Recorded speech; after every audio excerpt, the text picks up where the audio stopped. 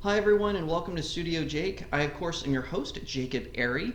Welcome to the new entry in my new YouTube project, Comics, Cartoons, and Coffee, where we're talking about all things comic books like graphic novels and superheroes and manga and all sorts of things, as well as cartoons where we talk about movies and television shows and anime. Everything in between, all while enjoying a fresh brewed cup of coffee. Today I wanted to talk about a topic that brings all these things together. Comic books and manga and anime and television kind of brings it together. I got a special request from my wife. So for those of you who have been longtime listeners of my other projects, you know I refer to her as my super cute wife. She's into gaming, she's into reading, she's into all these kinds of stuff. But my wife is what you call a girly girl. She likes pink and glitter and sparkles, and she's very petite, and she likes to watch funny kind of romantic comedies, although she's not real big into Jane Austen as much as you would think. But anyway, she is into all this stuff. So one of the things that she always comes to me with when we're talking about our stuff, like she's talking about her gaming and I'm talking about my comic books, is she's like, where are the comic book characters for girls like me who we like, girly, frilly things and whatnot? And I actually had to do a lot of research for this because this was kind of hard to find. So my wife sat down with me and she helped me put together a list of really strong, feminine, frilly, girly superheroes that you can enjoy. And maybe if you have a daughter who's young, you think she's maybe too young for like the Avengers or for, kind of the darker Batman stories, DC Comics Black Labels, you can turn to some of these entries into my list as sort of an alternative. But before we get into it, we're going to have another sip. So without further ado, here are 5 girly girl superheroes. Alright, number 1 on my list. Now remember, these are not in a particular order. They're just the order that we came up with. Me and my wife. So first up is Kitty Pryde from the X-Men. She is an excellent choice. She has her own comic book series. Now, it's no longer in circulation, but you could probably get back issues. It's called Mechanics, where it's about her in college. She was also trained by Wolverine, which makes it really interesting because you have this kind of shy, kind of meek young woman, and she's being trained by this buff, kind of rough and tumble X-Men member, Logan and all that. Now, you might know her from the X-Men movie series. She was played amazingly by Ellen Page. Ellen Page really captured her character. She was also a major character in a forgotten and I think underrated animated series called X-Men Evolution, where, of course, I can't remember the voice actress who played her, but she did an excellent job. She was a main character through the whole series, and if you have Disney Plus, Disney acquired Fox, which originally owned the rights to the X-Men. You can find the show there and watch it. Her powers are she can alter her state where she can phase through things, and she can do that with people around her. She can do it with objects, and so she can move through things. Things can't really touch her. It's a really impressive ability. At one point, she actually became the leader of the X-Men, and I think really wisely so. It was after Cyclops and Jean and Professor X and even Magneto had all gone like kind of into retirement, and there's a lot of drama that happened with the X-Men in the Marvel comics. But so Kitty steps up and becomes the leader, and I think that was a good choice. She's an excellent superhero. She's very well written in a lot of stuff. Now, I haven't read a lot of the current X-Men stuff just because I feel like Marvel has kind of lost their way, at least when it comes to writing comic books. But I feel if you go back to especially like the 90s and the early 2000s, and like I said, you look at X-Men Evolution, I really feel that you will find an excellent place for her in your collection because she is a fantastic character. Alright, so up next, I'm going to be talking about Barbara Gordon, and she actually has been 2 superheroes. She's been Batgirl and she's been Oracle. Now, she was Batgirl for a long time. She was the second Batgirl in the comics, the first, of course, being Bet Kane. Now, I don't think Bet Kane exists after the DC Rebirth. She did in Pre-Crisis, Post-Crisis, and what was the one after that? Final Crisis. But I don't think she exists in DC Rebirth. I think in that one, Barbara Gordon is the first one. But She's an excellent character. She's really smart. She's a computer hacker. She's an excellent fighter. She has a really great run with the New 52 era Barbara Gordon, and that's after she stops being Oracle. And for those of you who don't know, she becomes Oracle because she gets paralyzed by the Joker in Batman Killing Joke by Alan Moore. And from there, she becomes like this computer hacker, and she kind of acts as the Batman family's coach, is a good way to describe it. She operates from a clock tower in Gotham City and does an amazing job. I really recommend her. Now, there's not a whole lot of media with her outside of Batman the Animated Series. She was a character in Batman and Robin, but in the comic books, she is Commissioner Gordon's daughter, or I should say adopted daughter. But in Batman and Robin, she's Alfred's niece, and she's played by Alicia Silverstone. Yeah, that's a thing. She is a fantastic character as both Oracle and Batgirl. And as a side note, for you girls who are like, you're more silent, you're more quiet, you don't talk a lot, there's also a second Batgirl who I think now her code name is the Orphan, but Cassandra Cain. And she appears a lot in the initial Detective Comics for DC Rebirth as the Orphan. She also has her own Batgirl series, which now DC Comics is releasing in graphic novel form, so you can pick those up. I think they're called, the first volume is called Silent Night, because she doesn't speak, and it's not that she's mute, it's just she chooses not to. It's a really great story arc. I believe she's also in Batman and the Outsiders, which is a newer sort of series. I haven't read it yet, but I hear it's pretty good. So there's two Batgirls for you right off the bat, but I'm counting them both as number 2 Batgirl.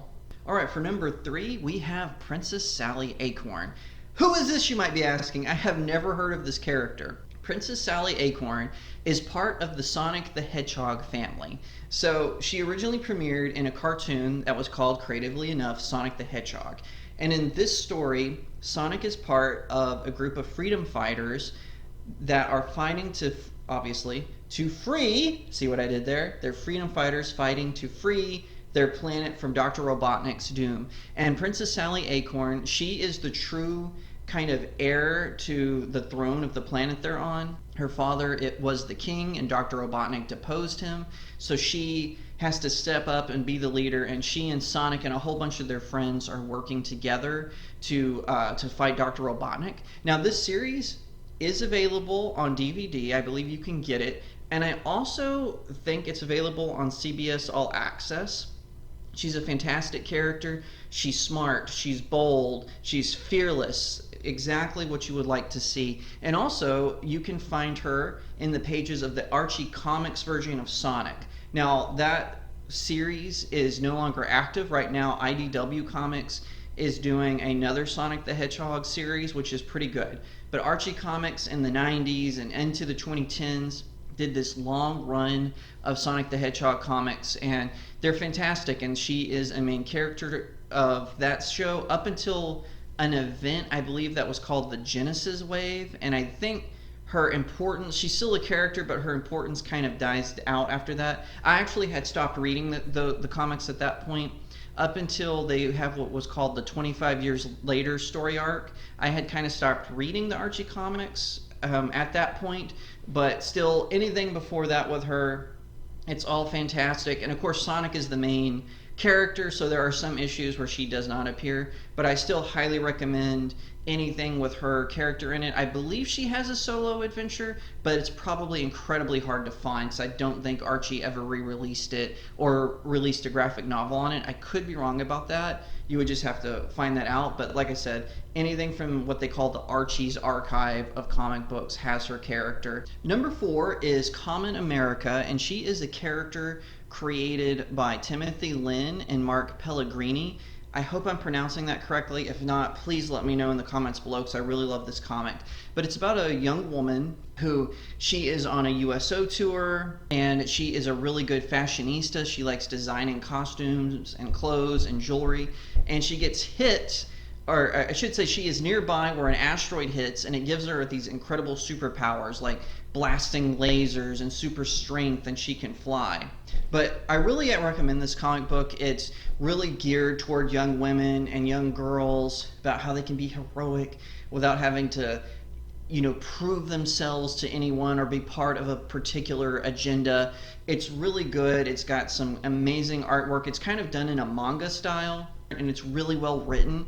You can get it from Iconic Comics. I think they're going to do a Volume 2 Indiegogo campaign, which I fully intend on supporting because it is such a fantastic story. It's got a lot of great action, a lot of great messaging in it, and of course a lot of great artwork. You've got to have that. So I would definitely say Kamen America Volume 1, Stars and Stripes, that's the name of it.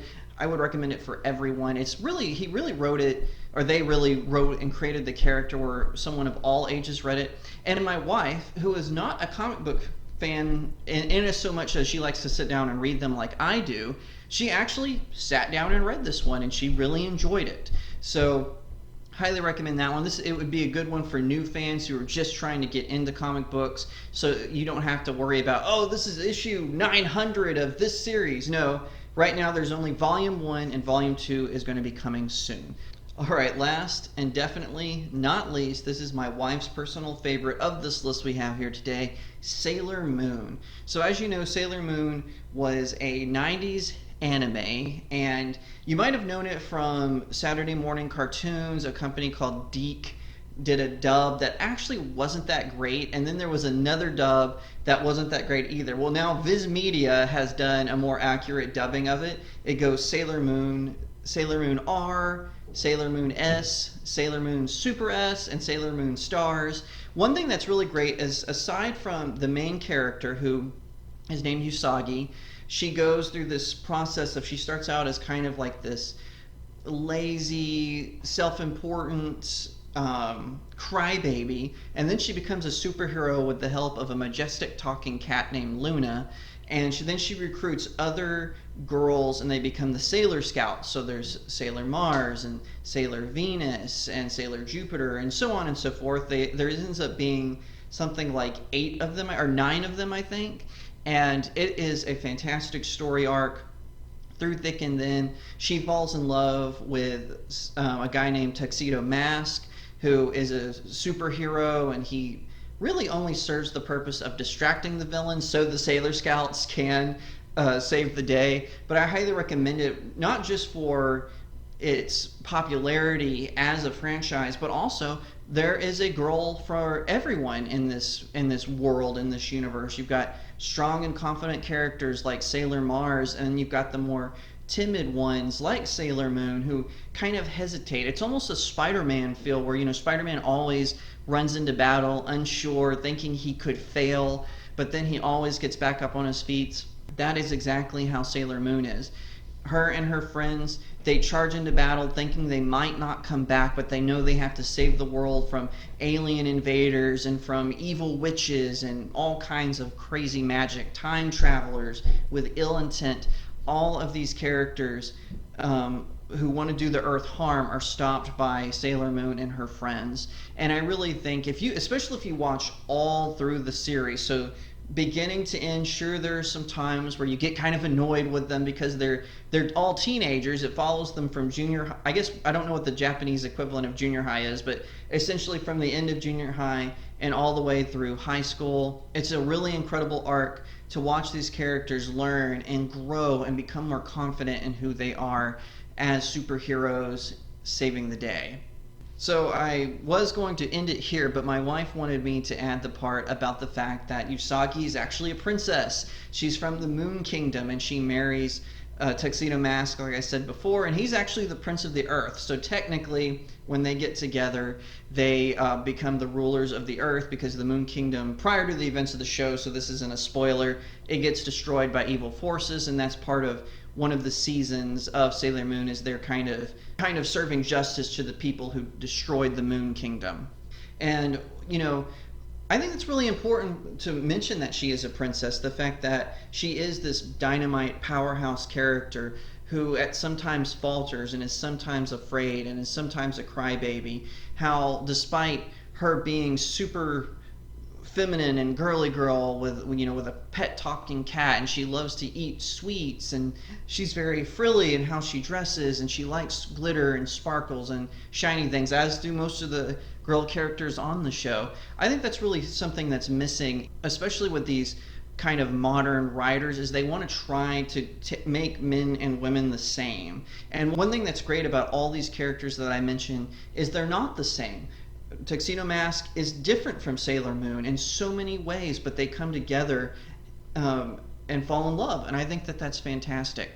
As well as Kamen America, where she's this girly girl who is just trying to do the right thing, and she doesn't want to falter, and she doesn't want to be led by an agenda. She just wants to fight and fight for what's right. Same with Batgirl, who faces off against all kinds of extraordinary evil, including the loss of her legs, against the Joker, and she comes back even stronger than she was before. You can say the same about Princess Sally, who, like I said, her and Sonic lead these freedom fighters into defeating Dr. Robotnik, and that is no small feat, especially when you consider Dr. Robotnik has a freaking robotic army. Those are tremendous odds, but she doesn't give up for her kingdom. And same thing with, of course, Shadowcat, with Kitty Pryde. She is an incredible, strong, powerful X-Men and a staple into the team. She's one of the hearts of that team, of the X-Men. So I'm super excited about this list. I hope you learned something from it, and I hope you look up one of these characters. You'll have to let me know. I know we were kind of all over the place, because normally I just talk about comics, or I just talk about cartoons, or if you've heard my podcast, I stick with one topic per episode, sometimes two, but I always divide it up.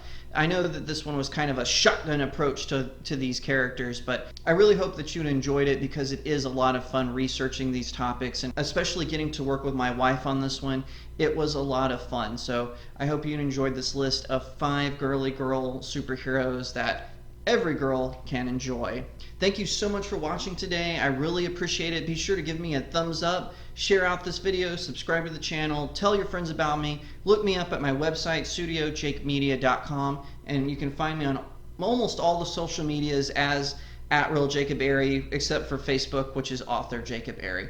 Thank you so much for watching, and I'll see you next time right here on Studio Jake.